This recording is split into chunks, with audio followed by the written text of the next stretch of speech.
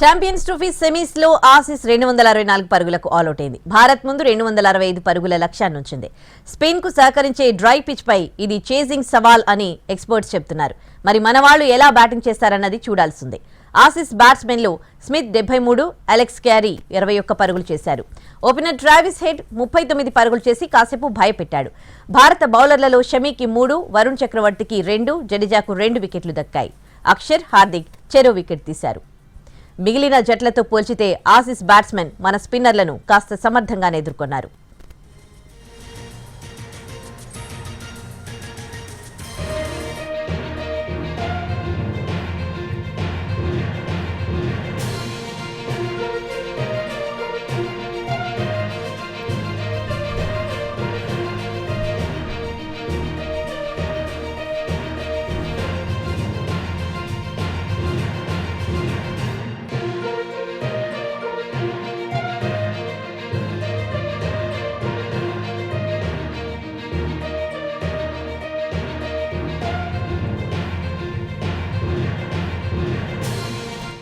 Champions trophy semis లో Aussies 264 పరుగులకు all out అయింది. భారత్ ముందు 265 పరుగుల లక్ష్యాన్ని ఉంచింది.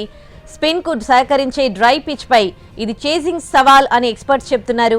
మరి మన వాళ్ళు ఎలా బ్యాటింగ్ చేస్తారన్నది చూడాల్సిందే. ఆసీస్ బ్యాట్స్మెన్ లో స్మిత్ 73, అలెక్స్ క్యారీ 61 పరుగులు చేశారు. ఓపెనర్ ట్రావిస్ హెడ్ 39 పరుగులు చేసి కాసేపు భయపెట్టాడు. భారత బౌలర్లలో షమీకి 3, వరుణ్ చక్రవర్తికి 2, జడేజాకు 2 వికెట్లు దక్కాయి. అక్షర్, హార్దిక్ చెరో వికెట్ తీశారు. మిగిలిన జట్లతో పోల్చితే ఆసీస్ బ్యాట్స్మెన్ మన స్పిన్నర్లను కాస్త సమర్థంగానే ఎదుర్కొన్నారు.